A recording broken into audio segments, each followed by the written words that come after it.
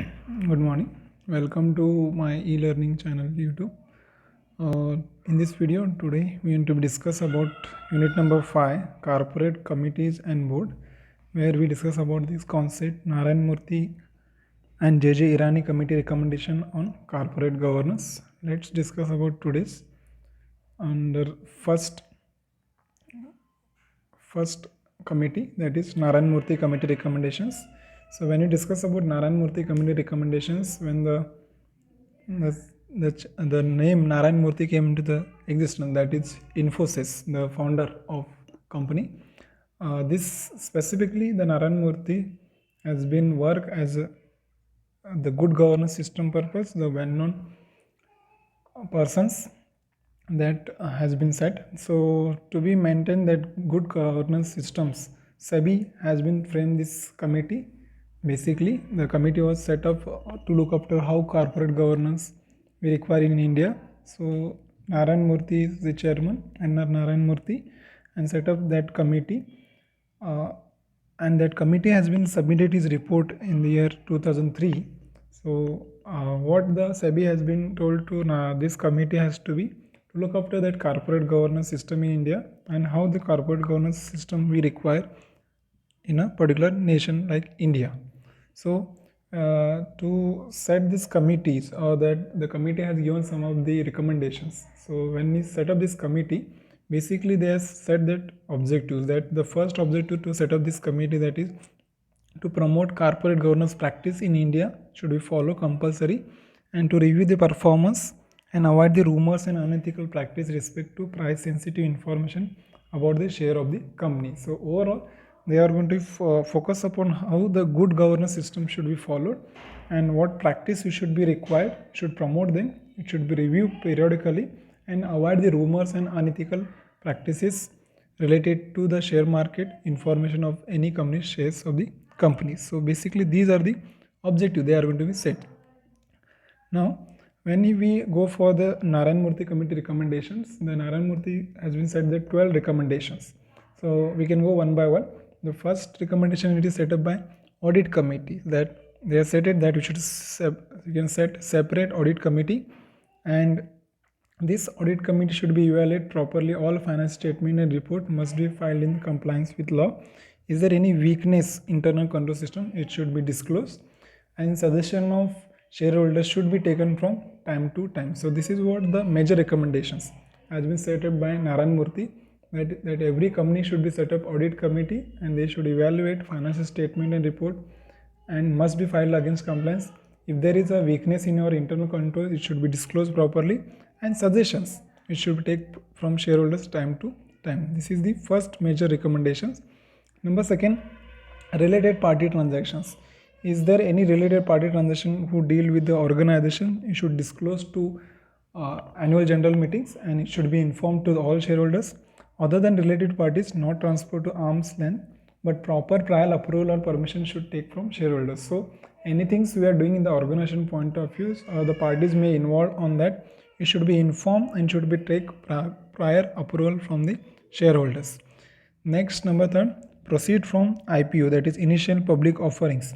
When the IPO will taken place, the company should disclose the source and application of funds, where that sources of funds comes and where the applications of funds we are going to utilize, and proper declaration of certification should be made by the independent director if any funds we are utilized other than major categories. Means if company has been utilized the fund other than major category, it should be clarify the funds utilizations.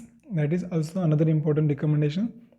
Then risk management, you should be set proper risk management policy to framed by an audit committee, and that can be assessed and minimize the risk not only annually but quarterly report should be submitted to the management to avoid that any uncertainties or maybe unnecessary risks will be involved, it will be affected to organization. That purpose, to avoid that, you should prepare the proper policy. Then specific code of conduct we should be set for should set and you can adopt by management, must be posted by company website, so it will be know that how that company practices or the standards are there.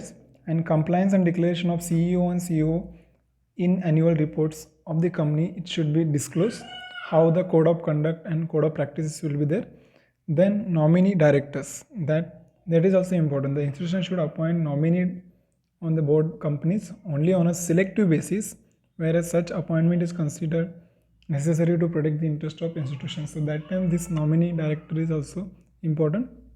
Then financial literacy of members of audit committees. So whenever you are setting that audit committee, it should and must require that all members or all the directors should be financially literate. It should be expertise on that field, and also you should disclose the accounting treatment in that your annual general meetings, or that any kind of accounting standards we are going to follow, or maybe we are going to be set for their organizations. So how we are going to be considering, how explanation and justification by the management regarding treatment of any accounting policy should be adopted. It should and must disclose to the organizations.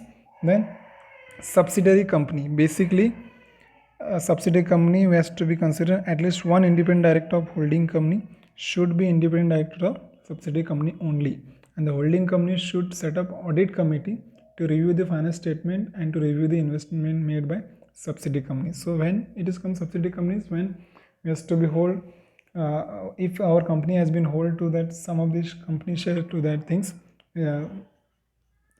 percentage of shares, then we should set that standards how the independent director position of the subsidiary company. There at least one independent director of holding company should be independent director of the subsidiary only, not dependent.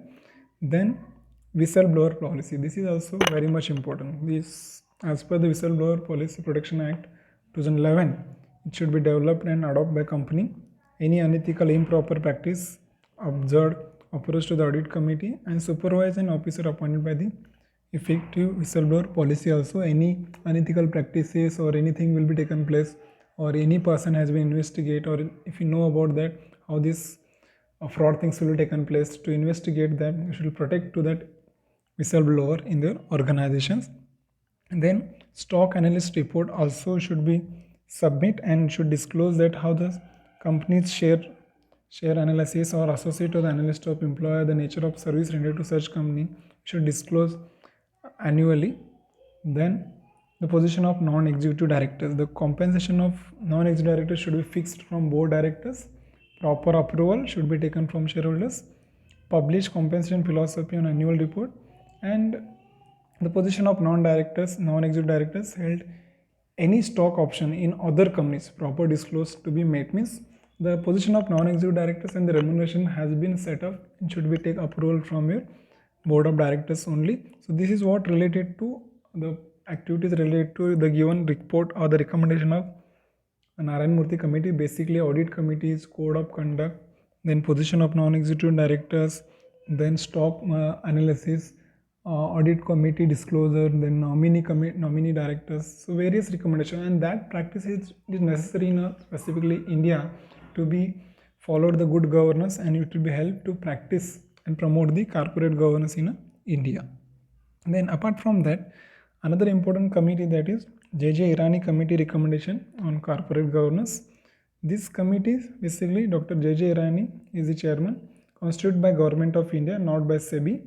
The committee set up in the 2nd December 2004, and this committee also called J.J. Irani because the chairman is Dr. J.J. Irani, who is being the MD of TISCO and also presently working as a director of Tata Sons Limited. So as working to that particular stage, and this committee specifically framed by Government of India, not by SEBI, and this committee also for work out to the good governance systems. Now they has to go for some of the recommendation. First one, intention of the committee. This committee has intention has to be protecting the interest of investor, stakeholders and small investor. Basically should protect them. Issue arising from the revision of Companies Act 1956, means any issues will be there in the 1956 Act, which should be revised, and bringing about compactness of reducing the size of Act and removing redundant provisions. Means the loopholes are there in the Companies Act 1956 to revise them, and you can make the removing of provisions and enabling easy and ambiguous interpretation by the reacting provision of law. So basically this committee has been set up for the purpose of corporate governance, but under that they are going to be considered the two intentions. That is, one should protect the interest of the investor stakeholders, and to overcome the problems or the issues arising of Companies Act 1956, and what provision we should be removed from the Companies Act 1956 only. Under that, the first recommendation, protecting the interest of investor and stakeholders. So basically, if you want a good governance system in a company, it should be give that protection of interest of the shareholders and stakeholders. What the requirement are there, you should fulfill and should measure and should take a corrective actions. Next, shareholder democracy is also important. Control not only majority but minority also have the control. Any misuse of power not been taken by the promoters of the company. It should disclose properly in respect of the material of the company. If any non-disclosure or inaccurate disclosures of filling document, penalty should be imposed. So that is also important. Then changing the name of the companies, no freedom to be given to the company to change its name. Proper care should be taken. Avoid frequent change of name and frequent cheating of the investors, because if you're changing the name, it will be affected to our investors. So we should not give them more freedom to that your board of directors or will be there. So changing the name of company should be take care properly. Do not go for regularly changing the name. Then set up stakeholder relationship committee to protect the interest of the shareholders, deposit holders and debenture holders, and provide the resolution of solving grievances. That is also important. You should separately maintain the stakeholders relationship committee to protect them. Then holding AGM is also important. AGM should not be held only for register office but at also the other place at the register office also. There is also the different recommendations of that other than companies, where the AGM should be held in other than the place, not only register office, where out of total member at least 10 members reside the place and AGM can be held in a particular place. Then the role of board of directors. The board of directors should be play important roles regarding strategy formulation, taking administrative and other duties and powers. It should be followed properly. What the role of directors, what the role of chairman, what the role of CEO, and what the role of corporate boards. It should be evaluate their powers, their duties, and their responsibilities towards organizations. Next, promotion of agency coordination system is also important. How the agency coordination systems, if you are properly followed, it will benefit it to the organization. If any board of directors involved in the corporate fraud must be taken the punishable activities. Another important recommendation, that is e-governance. It is one of the effective tool introduced by MCA, that is Ministry of Company Affairs. It can be used for process of registration, filling disclosure, retrieval of data efficiently and low cost. So e-governance will be helpful to make documentations, process of registration easily, disclose easily, and retrieval of data if unnecessary data we are going to be added. And lastly, appointment of independent directors. That is also important in the, as per JJ Irani, that is board of directors of the company. At least 1/3 member should be appointed as an independent, and they can create and promote independence and transfer to that your activities.